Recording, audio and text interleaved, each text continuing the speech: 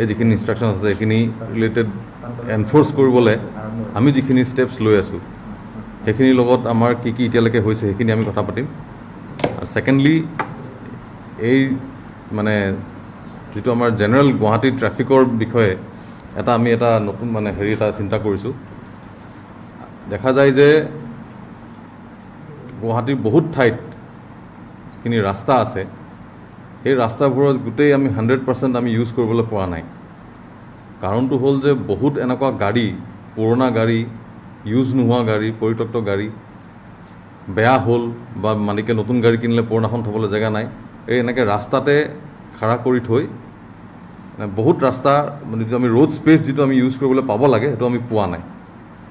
চ' এইটো আমাৰ খুব মানে হাই লেভেলত এটা ডিছকাশ্যনো হৈছে আৰু এটা ডিচিশ্যন লোৱা হৈছে যে আমি এনেকুৱা গাড়ীসকলৰ যিসকল গৰাকী আছে তেওঁলোকক আমি এটা সময়সীমা বান্ধি দিছোঁ। এইটো আমি বান্ধিছোঁ আমি এই মাহৰ 27 তাৰিখ।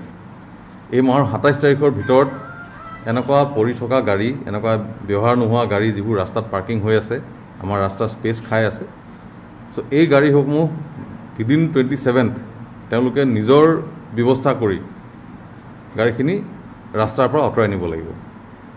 অন্যথা আমি এজ পাৰ ল ষ্ট্ৰিক্ট একশ্যন, লিগেল একশ্যন আমি ইনিচিয়েট কৰিম। 27 তাৰিখ 27th অফ দিছ মান্থ, এই মাহৰ 27 তাৰিখৰ ভিতৰত ৰিমুভ কৰিব লাগিব গাড়ীখিনি, নহ'লে আফটাৰ 27 তাৰিখৰ পিছতেই মানে 28 তাৰিখৰ পৰাই আমি এই ড্ৰাইভত লাগি যাম। আমি চাই লওঁ এইকেইদিনত ৰাইজে আমাক মানে কিমান সঁহাৰি জনাইছে, এই এনেকুৱা গাড়ী থকা মানুহবোৰে কিমানে ৰিমুভ কৰিছে। য'ত দেখিছোঁ যে নাই কৰা তেনেহ'লে আমি 28 তাৰিখৰ পৰা আমাৰ এই ড্ৰাইভটো আৰম্ভ হ'ব। আপোনালোকৰ জৰিয়তে এই মেছেজটো তেওঁলোকক যাতে পায় সেইটো আমি ৰিকুৱেষ্ট কৰিছোঁ আৰু জেনেৰেল পাব্লিকক এটা আহ্বান জনাইছোঁ যে এনেকুৱা যদি ক'ৰবাত দেখা পায়, আমাৰ চকুত নপৰাকৈ যদি বেলেগে দেখিছে তো আমাক জনাই, আপোনালোকৰ থ্ৰুৱেদি জনাওক বা আমাক ডাইৰেক্টলি এপ্ৰ'চ কৰক। আমাৰ যিখিনি লোকেল ট্ৰেফিক ব্ৰাঞ্চ আছে তাত গৈ এপ্ৰ'চ কৰক। চ' এই আমি যিমান পাৰোঁ আমি মানে উইদিন দিছ মানে ক'ভিড ইনডিউচড কাৰফিউ সময়তে আমি ৰাস্তাখিনি যিমান পাৰোঁ আমি ক্লিয়াৰ কৰিব বিচাৰিছোঁ, যাতে যিটো ৰোড স্পেচ এভেইলেবল আছে সেইটোখিনিত আমি গাড়ী চলাব পাৰোঁ। এইখিনিৰ কাৰণে যিটো মানে অনা নিয়া কৰা যিটো মানে প্ৰচেছ হ'ব এইটো মালিকে কিন্তু নিজে কৰিব লাগিব, এইটো আমি হেৰি কৰি নিদিওঁ। এইটো হ'ল 1 নম্বৰ কথা। ছেকেণ্ডলি আমাৰ যোৱা 4 তাৰিখৰ পৰা যিখিনি 4 তাৰিখৰ প্ৰথম নিৰ্দেশনাটো ওলাইছিলে, তাৰপিছত ক্ৰমে আগত মানে বেলেগকৈ ওলাই আছে, কাৰফিউ টাইমছটো এডভান্স হৈ আছে। চ' এই এনফ'ৰ্চমেণ্টৰ ক্ষেত্ৰত আমি আজিলৈকে মানে যোৱাকালিলৈকে আমি হিচাপটো কম্পাইল কৰিছোঁ, আপোনালোকে অলপ মন কৰিব। আমি টোটেল 4 তাৰিখৰ পৰা যোৱা 22 তাৰিখ মানে কালিলৈকে আমি ফাইন ৰিয়েলাইজ কৰিছোঁ 14,84,500 14,84,500 আৰু আপোনাৰ 4 তাৰিখৰ পৰা আজি যোৱাকালি 22 তাৰিখলৈকে 500 এইখিনি আমি কেছ ফাইন ৰিয়েলাইজ কৰিছোঁ। তাৰ উপৰি from 4th May to 22nd May এইটো ফাইনটো ৰিয়েলাইজ কৰিছোঁ against 1185 number of cases. 1185 number কেছৰ এগেইনষ্টত আমি 14,84,500 ফাইন ৰিয়েলাইজ কৰিছোঁ। 1185 নাম্বাৰ অফ ফাইন কেছেছ, তাৰ এগেইনষ্টত আমি এই এমাউণ্টটো যিটো 14,84,500 আমি ৰিয়েলাইজ কৰিছোঁ। তাৰ উপৰিও যিখিনি মানুহ স্পট ফাইন দিবলৈ কোনোবাই অনিচ্ছা কৰে, কাৰোবাৰ হাতত পইচা নাথাকে, তেওঁলোকক আমি নন এফআইআৰ কেছ দিছোঁ। নন এফআইআৰ কেছ ছাবমিট কৰিছোঁ আমি 3,200 এই পিৰিয়ডটোতে, মানে 4 তাৰিখৰ পৰা 22 তাৰিখলৈকে 3,200 আমি নন এফআইআৰ কেছ ছাবমিট কৰিছোঁ। ইয়াৰ উপৰি কিছুমান এনেকুৱা থাকে নন এফআইআৰ কেছো হেৰি নকৰে বা ডকুমেণ্টছ নাথাকে, নন এফআইআৰ কেছটো আমি ছাবমিট কৰিবলৈ ডকুমেণ্টছ নাথাকে, কিবা এটা থাকে, তেনেকুৱা আমি গাড়ী ডিটেইন কৰিছোঁ 439 এই পিৰিয়ডটোত। গাড়ী জব্দ হৈছে 439। এই গোটেই গাড়ীখিনি 4 চকীয়া, 2 চকীয়া, 3 চকীয়া, 6 চকীয়ালৈকে আছে। সেই ব্ৰেকআপটো মই দিয়া নাই, but number is 439 vehicles have been detained. আমি এইখিনি গাড়ী ডিটেইন কৰিছোঁ এইটো টাইম পিৰিয়ডৰ ভিতৰত।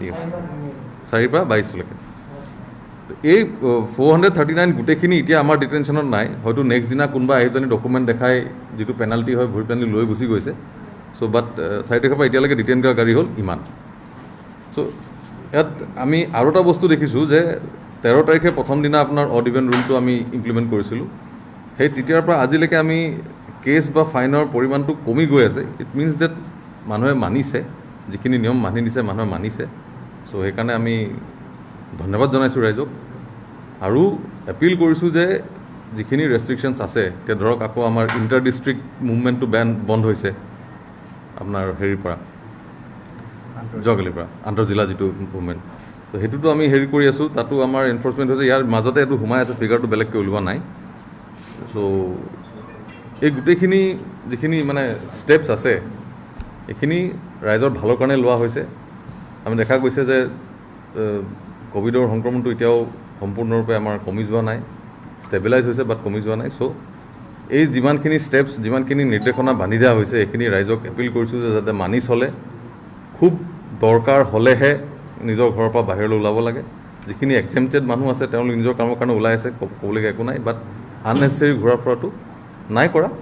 আমি দেখিছোঁ, আমি ৰাস্তাত থাকোঁ, আমি বহুত এক্সেমটেড কেটেগৰীৰ মানুহেই পাওঁ যেতিয়া ৰাস্তাত আমি গাড়ী চেকিং কৰোঁ। তাৰ মাজতো এই যিখিনি ওলাইছে এইখিনি আমি ধৰা পৰিছে। চ' এইটো এপিল থাকিল যে আননেচেচাৰী মুভমেণ্ট কৰিব নালাগে। যিখিনি নিৰ্দেশনা বান্ধি আছে চবৰ ভালৰ কাৰণে, ৰাইজৰ ভালৰ কাৰণে কৰা হৈছে। চ' এইখিনিয়ে আমাৰ কথা ক'বলগীয়া কথা। অড নম্বৰ ইভেন নম্বৰ ক্ষেত্ৰত কথাটো এনেকুৱা, এইটো কথাটো একদম চাবলৈ গ'লে একদম চিম্পল, ডেট ৱাইজ। আজি ধৰক আপোনাৰ 23 তাৰিখ, চ' আজি আপোনাৰ অযুগ্ম যিটো অড নাম্বাৰটো চলিব। ইভেন ডেট মানে অহা কাইলৈ ধৰক 24 তাৰিখ হ'ব 24, তো সেইদিনা ইভেন নম্বৰ গাড়ী মানে যুগ্ম নম্বৰ গাড়ীবোৰ চলিব পাৰিব। একদম চিম্পল কনচেপ্টটো। তাৰ মাজতে এক্সেমশ্যন আছে, এক্সেমশ্যনখিনি আপোনালোকে অলৰেডি চবেই জানে, আপোনালোকে পাইছেই। চ' এক্সেমশ্যনখিনি ৰেহাই দিয়া হয় তেওঁলোকৰ medical, sanitation, emergency services, media personal আৰু এনেকৈ যিখিনি এক্সেমটেড কেটেগৰী আছে তেওঁলোকৰ কাৰণে অলৰেডি এইটো অড ইভেণ্টটো আমি হেৰি নকৰোঁ। আমি কমাৰ্চিয়েল গাড়ী ভেহিকলছৰ ক্ষেত্ৰতো আমি অড ইভেণ্টটো আমি ইমপ্লিমেণ্ট কৰা নাই, বিকজ ছাপ্লাই চেইনটো বন্ধ হ'ব নালাগে। চ' কমাৰ্চিয়েল গাড়ীৰ ক্ষেত্ৰতো অড ইভেণ্ট হেৰিটো আমাৰ হেৰি হোৱা নাই। Thank U.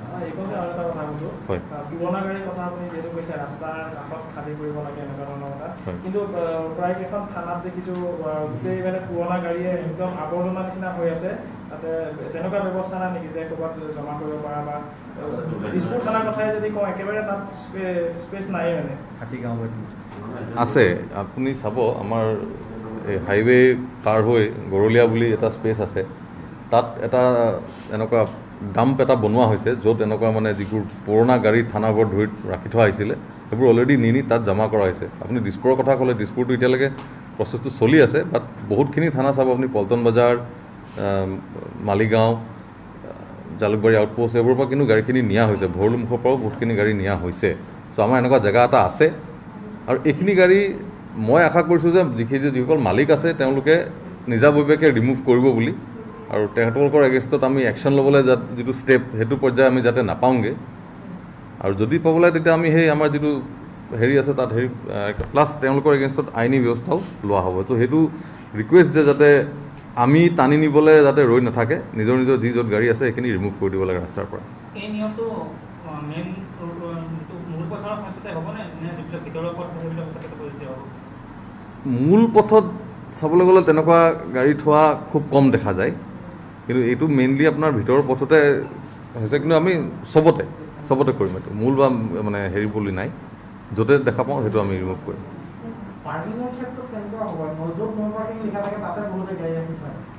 সেইটো হ'ল মানে বেলেগ এটা বস্তু, সেইটো আপোনাৰ ডে টু ডে মুভমেণ্টৰ যিটো আপুনি কথা কৈছে সেইটোতো আমি যিমান পাৰোঁ আমি একশ্যন লওঁ। চাওক গুৱাহাটীত এইটো প্ৰব্লেম আছে, পাৰ্কিং স্পেচৰ অসুবিধাটো আছেই। তো তাত আপোনাৰ বহুত ৰাস্তাৰ ছাইডবোৰ আপোনাৰ GMCয়ে ডেজিগনেটেড পাৰ্কিং কৰিছে। কিছুমান জেগাত য'ত নাই কৰা মানুহে অসাৱধানভাৱে কেতিয়াবা ৰাখি থৈ যায়, কেতিয়াবা জানি শুনি কৰে। তো এইখিনি আমি এজ পাৰ ল যিখিনি আমি কৰিব লাগে সেইখিনি কৰি আছোঁ, আমাৰ ড্ৰাইভ চলি থাকে। বাকী এই যিটো প্ৰচেছ এইটো মানে হ'ল যে বহুত দিনৰ পৰা পেলাই থৈ দিছে। কিন্তু দেখিব আপোনাৰ কিছুমানটো মানে গছ গজি গৈছেগৈ, এনেকুৱা আমি দেখা পাইছোঁ। তো এই বস্তুখিনি প্ৰথমতে এই ড্ৰাইভটো মানে এই এনেকুৱা ধৰণৰ গাড়ীখিনি ৰিমুভ কৰিবলৈ আমি হেৰি কৰিছোঁ। আৰু বিশেষকৈ এই 37 নং নেশ্যনেল হাইৱেৰ যিবিলাক ছাৰ্ভিচ ৰোড আছে, হয়। কিছু সংখ্যক গাড়ী বা গেৰেজৰ গাড়ীসমূহ হয়। বা তেনেকুৱাসমূহ গাড়ী ৰাস্তাতে ৰৈ থোৱা দেখিবলৈ পাওঁ। হয়। তেখেতলোকৰ বাবে কিবা আপোনালোকে ব্যৱস্থা ল'ব? এইটো চব এটা হাইৱেটো চলিব, এই ড্ৰাইভটো হাইৱেটো এইটো চবৰ কাৰণে। যদি আমি দেখিছোঁ যে এইটো মানে ৰাস্তাটো ব্যৱহাৰ কৰি নিজৰ মানে ব্যৱসায় বাণিজ্য চলাব ধৰিছে, সেইটোতো আমি এই পদক্ষেপটো ল'ম। হয়, এইটো চবৰ কাৰণে এইটো আমি ষ্টাৰ্ট কৰি দিম। হয়, নহ'ব এইটো জৰিমনা দিব লাগিব, যিটো আমাৰ আমি চাই লওঁ যিটো যদি টানি আনিব লাগে তেতিয়া আমাৰ এটা ট'য়িং চাৰ্জটো আমি এটা ল'ম, প্লাছ আমাৰ depending on the severity of the offence, কিমান দিন হ'ল, কেনেকৈ হ'ল, যদি মানুহজনে জানি বুজি বহুত দিনৰ পৰা হেৰি কৰি আছে, আমি এটা প্ৰভিজন আছে PDPP এক্ট বুলি, prevention of destruction to public property, সেই এক্টৰ অধীনতো আমি কেছ ল'ব পাৰোঁ, নহ'লে আমাৰ MV এক্টৰ অধীনতো আমি কেছ ল'ব পাৰোঁ। সেইখিনি আমি কৰিম গোটেইখিনি। নহয় ডিছপ'জ নকৰোঁ। নাই, সেই পৰ্যায়তো আমি প্ৰথমতে এই ড্ৰাইভটো চলাই লওঁ, তাৰপিছত আমি এইটো আলোচনা কৰিব লাগিব এই বস্তুটো, যে এইটো নেক্সট পৰ্যায়টো কি হ'ব, এইটো ডিছপ'জটো আমি কৰিম নে কেনেকৈ কি হ'ব, এইটো আমি পিছত হেৰি কৰিম। আৰু বিশেষকৈ ক'বলৈ জেব্ৰা ক্ৰচিং, নতুনকৈ আপোনালোকে যিহেতু জেব্ৰা ক্ৰচিঙৰ সেইটো ৰাখিছে গুৱাহাটী মহানগৰীত, বহুত লোকে জেব্ৰা ক্ৰচিঙৰ ইউজ নকৰে বা জেব্ৰা ক্ৰচিঙৰ সন্মুখত যি ডিভাইডাৰ থাকে, ডিভাইডাৰসমূহ মানে তাত হেৰি কৰা নাথাকে, স্পেচ নাথাকে পাৰ হ'বলৈ, তেনেকুৱা ধৰণৰ আপোনালোকে নতুন কিবা হেৰি কৰিব নেকি জেব্ৰা ক্ৰচিঙৰ ক্ষেত্ৰত? চাওক, জেব্ৰা ক্ৰচিঙৰ ক্ষেত্ৰত মই এইটোৱে এপিল কৰিব বিচাৰোঁ যে যিখিনি মটৰিষ্ট থাকে তেওঁলোকে জেব্ৰা ক্ৰচিংটো ৰেচপেক্ট কৰিব লাগিব, সন্মান কৰিব লাগিব। জেব্ৰা ক্ৰচিংটো পেডেষ্ট্ৰিয়ানৰ কাৰণে, পথচাৰীৰ কাৰণে। পথচাৰী পাৰ হ'বলৈ যেতিয়া ছিগনেল হ'ব তেতিয়া জেব্ৰা ক্ৰচিংটো এৰি নিজৰ গাড়ীখন ৰখাব লাগিব। চ' সেইখিনি আমাৰ মটৰিষ্টখিনিৰ এটা যিটো কমন চেন্স সেইটো আহিব লাগিব, চিভিক চেন্সটো আহিব লাগিব। চ' সেইখিনিৰ কাৰণে আমি বেলেগ বেলেগ সময়ত আমি ড্ৰাইভো চলাওঁ, আমি স্পটত যিখিনি মানুহ থাকে আমি এনফৰ্চমেণ্টো কৰোঁ। কিছুমান ইম্প্ৰুভমেণ্ট দেখা গৈছে, কিন্তু আৰু হ'বলগীয়া বহুত আছে।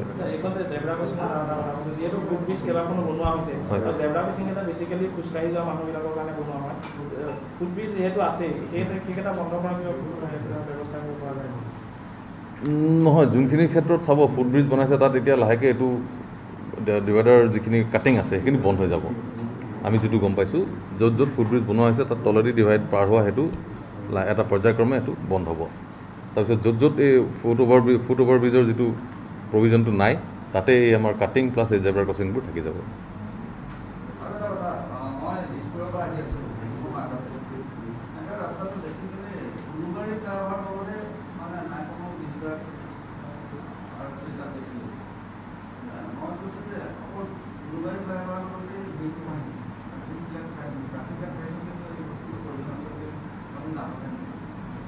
চেকিংটো ধৰক প্ৰভিজনটো আছে, মানে কি হয় চাওক, আপোনাৰ 12টা বজালৈকে আপোনাৰ কাৰফিউটো ষ্টাৰ্ট নহয়, তেতিয়ালৈকে আমাৰ পইণ্ট ডিউটি মানে যিটো ৰেগুলাৰ পইণ্টৰ কনচেপ্টটো সেইটো চলি থাকে মেইন মানে। আৰু উলুবাৰীত এনেও আমাৰ 6-7জন মানুহ এটা টাইমত পইণ্টত থাকেই। তাৰপিছত যেতিয়া 12টা বজাত আপুনি চাগে মছলি আহোঁতে কাৰফিউ ষ্টাৰ্ট হৈ গৈছে, মানুহখিনি আহি এইটো নৰ্মেল নহয়। আপুনি যিটো ক'লে 20-22জন মানুহ গোট খাই থকাটো এটা সময়ত থাকিব পাৰে, এইটো পইণ্ট শেষ কৰি পিনি আহি গোট খাইছেহি, তাৰপিছত তেহেঁতি ডিছপাৰ্চ হৈ যাব। কিন্তু আপুনি দেখা সময়ত হয়তো সেইটো ঘটনা হ'ব পাৰে, বাট চেকিংটো মেইনলি উলুবাৰীতে হয়। মানে উলুবাৰীটো এটা এনেকুৱা কানেক্টিং পইণ্ট, য'ত গৈ পৰা এইফালৰ পৰা যোৱা যিমানখিনি গাড়ী হয় সেই পইণ্টটোদি পাৰ হ'ব লাগিব। ত' সেইকাৰণে তাতে মেইনলি কনচেনট্ৰেট কৰা হয় চেকিংটো। বাট 20-22জন মানুহ এইটো মষ্ট প্ৰবলি পইণ্ট ডিউটি শেষ কৰি মানুহখিনি আহি অলপ ৰখিছে চাগে, বাট 20-22জন মানুহ নাথাকে, চেকিঙত নাথাকে 20-22জন মানুহ। নহয়, সেইটো মোৰ মতে সেইটো ৰিজন হ'ব, মানে পইণ্ট ডিউটি যিটো 12টাত কাৰফিউ শেষ হৈ গ'ল পইণ্টটো উঠাই দিয়া হ'ল। কি ক'লে? নিশ্চয়, মই তেওঁ বুলি চেক কৰি ল'ম এইটো। ইমান মানুহ আমাৰ দৰকাৰ নাই চেকিং কৰিব।